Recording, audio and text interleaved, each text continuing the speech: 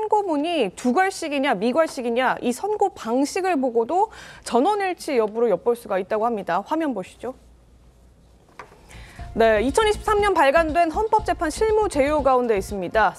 헌재 선고 방식은 전원일치일 경우에는 선고에 대한 요지부터 설명한 이후에 마지막에 주문을 낭독하고, 만약에 전원일치 의견이 아닌 경우에는 주문부터 낭독하고 선고 요지에 대해 설명한다. 이런 방식에 대한 설명이 나와 있다는 겁니다.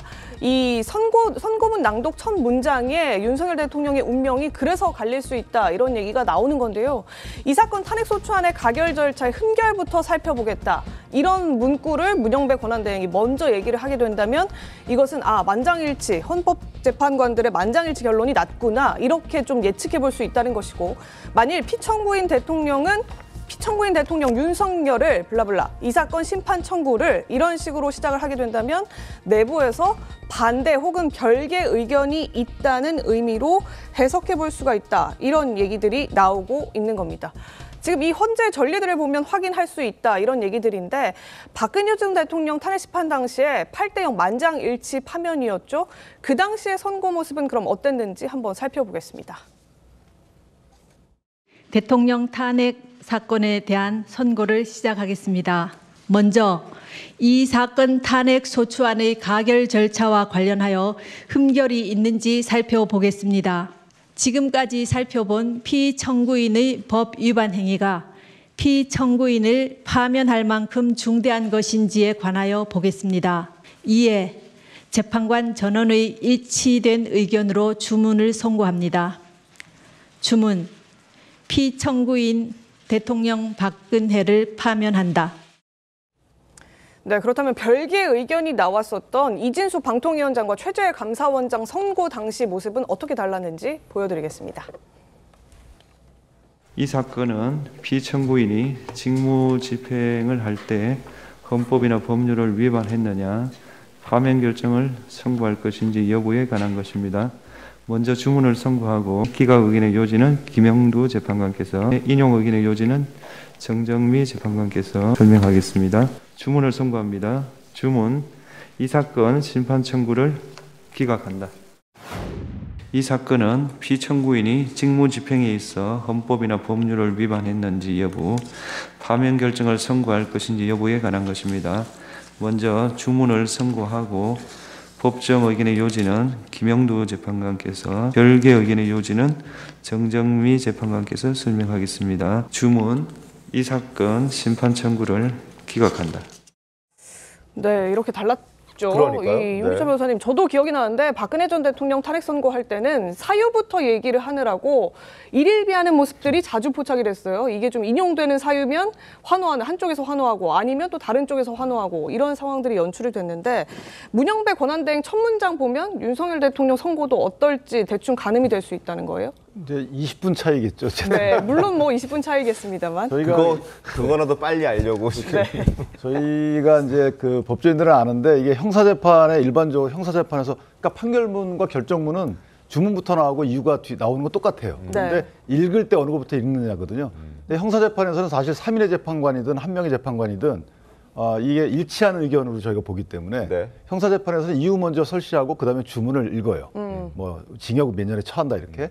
근데 아마 이제 그거 뭐 법적인 규정 문제 때문인 것은 아니고 편의상 그러는 것 같아요. 예를 들면 일치된 의견이면 주문부터 읽어가는 것이 논리적으로 맞는 거거든요. 그런데 만약에 이게 불일치 의견이 있다 그러면 법정 의견인 주문부터 먼저 밝히는 거죠. 이건 합의된 거니까 주문 자체는 법에서 효력이 지어지는 겁니다.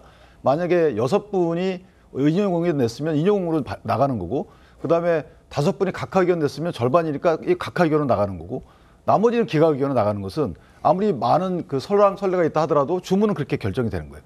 나머지 의견들은 이제 각자 밝힌 만큼 각자 밝힌 사람들이 낭독을 하는 거기 때문에 그런 편의상 그렇게 하는 것이고, 다만 노무현 전 대통령 시절에는 아마 기각이 3위 5였고 인용이 3위였고 기각이 각하가 하나였거든요. 근데 그때는 평의와 판결 내용은 비공개한다는 법조문 때문에 네. 그때 똑같이 직무같이 했던 것 같아요. 따라서 20분 조금 참으면 되지 않을까.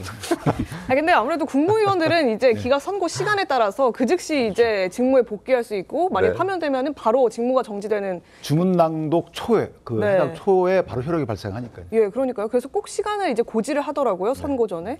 뭐 그러니까 이게 아마 많은 사람들이 선고 시점과 또 결과를 빨리 알고 싶은데 그걸 모르니까 사실 헌재가 그만큼 취재가 안 되는 공간이기도 하니까 아마 중앙일보가 저런 기사까지 쓰면서 그 20분이라도 어떻게 하면 여러분 빨리 알 수 있습니다라는 걸 알려주기 위해서 썼지 않았을까라는 생각. 이번에 또 그럼 헌재에서 반대로 하지 않을까요?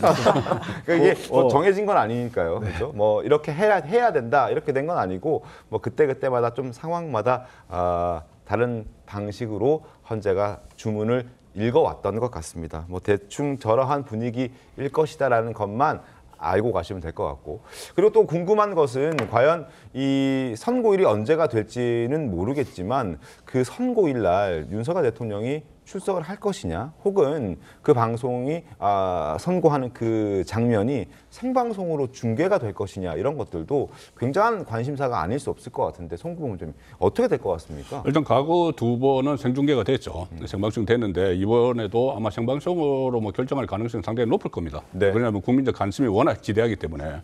그런데 윤석열 대통령이 참석을 하는 것은 저는 하지 않을 것으로 보고 또 하지 않아야 된다고 봐요. 안 해야 된다. 네, 왜 그러냐면 물론 11차까지 된 그 변론에서는 8번을 다 출석을 했어요. 출석을 했고 마지막 선고에 가서 그 하는 것도 어떻게 보면 의미가 있겠지만, 그날 언제가 될지 모르지만 그날 아마 양쪽 대치가, 찬성파와 반대파의 대치가 굉장히 첨예할 거거든요. 헌재 주변에서 상당히 첨예하게 그 대치를 하고 있을 텐데 네. 거기서 대통령이 직접 참석을 해서 인용이든 기각이든 나오면은, 그럼 그 헌재에서 그 신뢰를 그 판결을 끝나고 또 나올 때 어떤 뭐 충돌 가능성 이런 네. 것이 더 격화될 수 있기 때문에 저는 참석을 하지 않아야 된다고 봅니다. 생중계 여부도 아마 그것 때문에 지금 고민을 좀 하고 있는. 네, 그것도 아마 그 고민될 텐데 어쨌든 조금 전에 뭐 주문을 먼저 하느냐 이유를 먼저 하느냐 거기에 따라서 윤석열 대통령은 20분 먼저 직무 복귀하느냐 아니면 파면하느냐 거기에 결정이 또 되는 거죠. 네. 알겠습니다.